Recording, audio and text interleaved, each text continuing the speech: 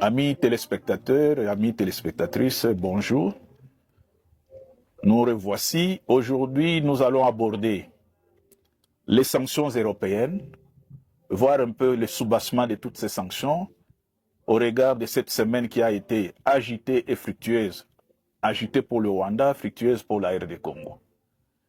Ces sanctions ont été prises après la réunion des ministres des 27 pays de l'Union européenne, presque à l'unanimité. Tous ont voté pour les sanctions. Et un coup d'œil à la Belgique, qui a été pratiquement parmi les pays qui ont poussé aux sanctions, mais surtout à l'Angleterre, parce que c'est une première pour la Grande-Bretagne. Je me souviens d'une petite causerie autour de la limonade où un ambassadeur britannique m'a déclaré: la Grande-Bretagne ne peut pas prendre des sanctions contre le Rwanda au regard de la proximité qu'ils développent, que les deux pays développent. Donc c'est une première que la Grande-Bretagne puisse prendre des sanctions. Et l'Union européenne a pris des sanctions graduelles en disant qu'ils vont attendre la réunion des chefs d'État de l'EAC-SADC du 28 février pour voir et observer aussi l'attitude du Rwanda. Ces sanctions sont venues après celles prises par les États-Unis, donc le département de l'économie des États-Unis a pris des sanctions contre deux personnalités, notamment le ministre James Kabarebe et le porte-parole de M23 AFC. Alors, la question, elle est simple. À quoi consistent ces sanctions? Ces sanctions consistent à mettre fin, notamment, à l'aide bilatérale que chaque pays avait avec le Rwanda, mais surtout à geler des contrats qu'ils avaient signés, notamment pour l'exploitation des minerais de la RDC, des matières premières, des matières premières critiques. Vous savez, l'Est de la RDC regorge des minerais critiques, des minerais sensibles et des terres rares. On peut citer le colombo-tantor et les zirconium. Il y a autant de minerais que l'Est de la RDC regorge. Mais aussi, nous avons le plus vieux parc de l'Afrique, le parc national de Virunga, avec l'écosystème. Donc tout cela a fait que la communauté internationale, d'abord les Nations Unies, les États-Unis, finalement aujourd'hui l'Union européenne, qui prend des sanctions contre le Rwanda. Et ces sanctions reposent notamment sur le respect de l'intégrité du territoire et de la souveraineté de la RDC. On demande au Rwanda de retirer ses troupes, de respecter le territoire congolais, l'intégrité et la souveraineté de la RDC. Mais la question que tout le monde se pose, pourquoi seulement aujourd'hui? Parce que ça fait 30 ans que la RDC vit ces calvaires. 30 ans de déstabilisation de la RDC. Pourquoi l'Union européenne n'a pris des sanctions qu'aujourd'hui? Pour rappel, il y a de cela presque 20 ans que la RDC subit de façon injuste deux grandes décisions. La première décision, c'est l'embargo sur les armes. On a demandé à des termes propres que la RDC doit signaler toutes les commandes des armes. Mais c'était un embargo qui ne disait pas son nom. Et pendant ce temps, tous les pays voisins s'armaient, sauf la RDC. Il aura fallu que le président Tshisekedi fasse une grande croisade de plaidoirie pour que cet embargo soit levé. La deuxième raison, pendant presque 20 ans, l'Union européenne a vécu comme un receleur des ressources minérales, des ressources minières et des matières premières critiques de la RDC. Elle a fermé les yeux et ce qui est aussi grave, ce comportement de l'Union européenne a affaibli la MONUSCO. La MONUSCO aujourd'hui est devenue inefficace pour une simple raison. D'abord, le Rwanda est le 4e pays contributeur de troupes au niveau des Nations Unies. De deux, la position stratégique du Rwanda fait que tous les renseignements que la MONUSCO donne sur le Congo est officiellement récupérée par le Rwanda, parce que le Rwanda a une position stratégique au sein des Nations Unies. Donc voilà des raisons qui ont fait que la MONUSCO devienne inefficace. Des raisons qui ont fait qu'on puisse compter aujourd'hui plus de 10 millions de morts au Congo. Des raisons qui ont fait que des populations congolaises vivent en errance éternelle d'un camp de déplacés à un autre. Alors, la question, elle est simple. Pourquoi seulement aujourd'hui? En d'autres termes, en français facile, on peut se demander quelle mouche a poussé l'Union européenne à changer de stratégie, à avoir pitié finalement de la RD Congo. La réponse, nous devons la trouver dans une analyse géopolitique. Aujourd'hui, il y a le basculement du centre de gravité dans le système mondial. Pendant longtemps, les États-Unis sont restés la seule hyperpuissance. Et poussés par le syndrome d'Ibris, les États-Unis ont somnolé. Ils se sont crus rester éternellement une grande puissance. Alors, avec le temps, les Américains se sont rendus compte qu'ils avaient maintenant un rival aussi sérieux que possible. Et ce rival-là, c'est la Chine. La montée en puissance de la Chine a fait redouter aux Américains de perdre cette première place d'hyperpuissance mondiale. Ça, c'est le premier. Donc, le premier point de basculement, nous avons ce conflit ou cette rivalité entre la Chine et les États-Unis. Mais il y a un troisième pays qui s'ajoute. Ce pays-là, c'est la Russie. La Russie, ou l'URSS qui a été complètement dévastée et affaiblie, a fait croire aux Occidentaux que la Russie était morte, que la Russie n'existait plus, que le communisme était enterré. Mais il y a eu ce monsieur qu'on appelle Poutine, qui est venu en 1999 et qui a commencé une lente mais sûre réhabilitation ou réarmement de la Russie. Ce qui fait qu'à l'heure qu'il est, la Russie est en proie à devenir une troisième puissance, mais une troisième puissance qui balaie l'Union européenne. Alors, qu'est-ce que Trump fait? Le président américain, sachant que l'Union européenne ne produit pas, craignant que la Russie aille vers la Chine, le président américain essaie de créer une passerelle entre la Russie et les États-Unis pour ne pas laisser à la Chine la chance de récupérer la Russie. Et cela en défaveur de l'Union européenne.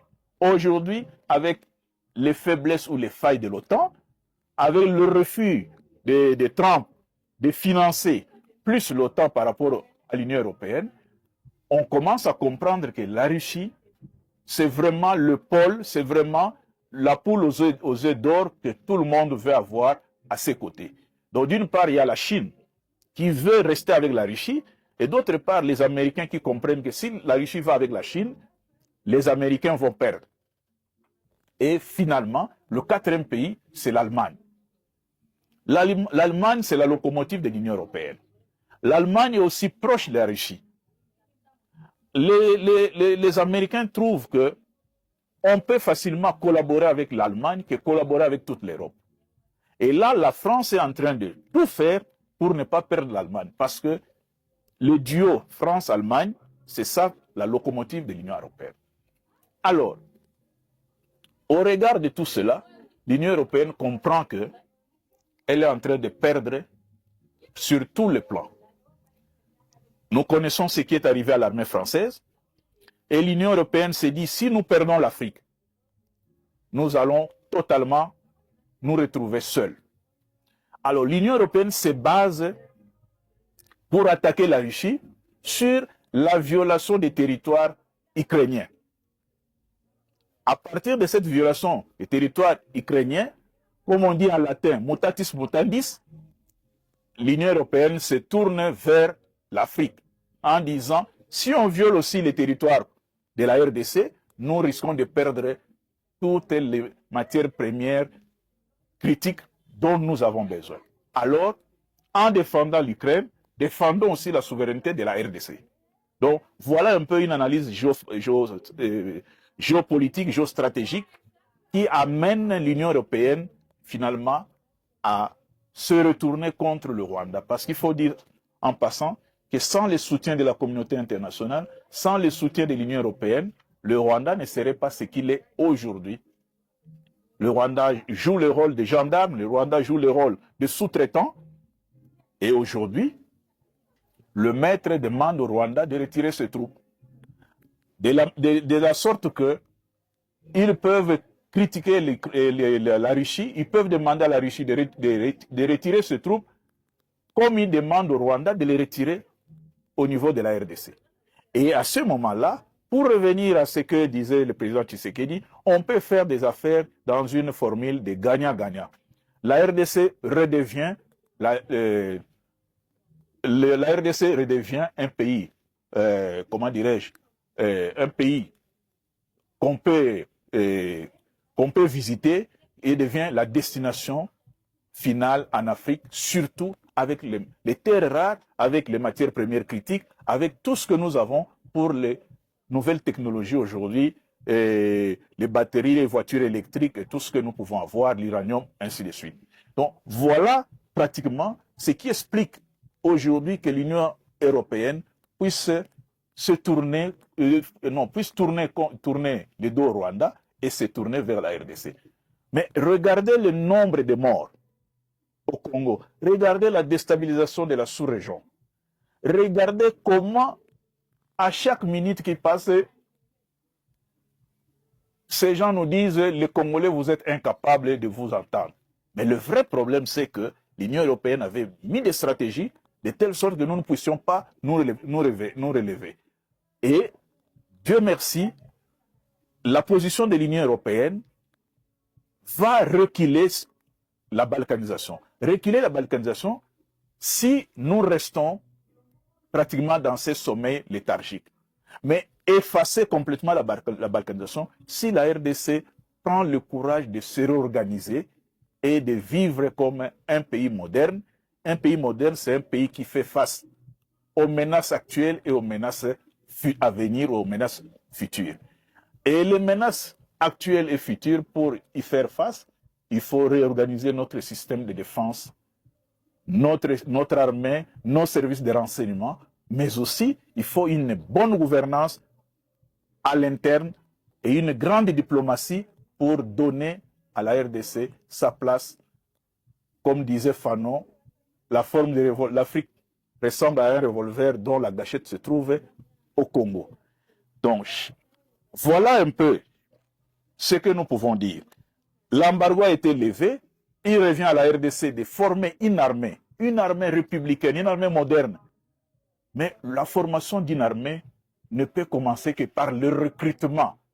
Nous nous rappelons à l'époque de Mobutu, comment les étudiants se moquaient des recrues, qu'on appelle à Lingala l'écurie. On ne peut pas avoir une armée des officiers. On doit avoir une armée de soldats. Et quand on a une armée de soldats, on a des casernes pour eux, on a des centres de formation, on les équipe et on rend cette armée moderne, cette armée pratiquement dissuasive. Mais il faut aussi le moral. Et le moral part de l'unité nationale, l'appartenance à une seule nation, à une même nation, l'éveil patriotique, la conscience nationale, comme disait Mosé Laurent Désiré Kabila, ne jamais trahir le Congo. Donc, la RDC aujourd'hui, le paquet de sanctions est là, mais ça ne suffit pas. Comme on dit, jugement au résultat. Et le résultat, c'est quoi? Le résultat, c'est que tout le peuple congolais souhaite le retrait des troupes rwandaises, mais également un dialogue qui permette au Congo de se définir, de se ressourcer afin de regarder vers l'avenir. Ça, c'est très, très, très important. La bonne gouvernance. Donc, l'agression de la RDC a été une véritable opération de pillage qui rapporte gros aux multinationales. Nous avons déjà cité des multinationales ici qui vivent sur le dos, ou bien qui vivent des conflits de la RDC.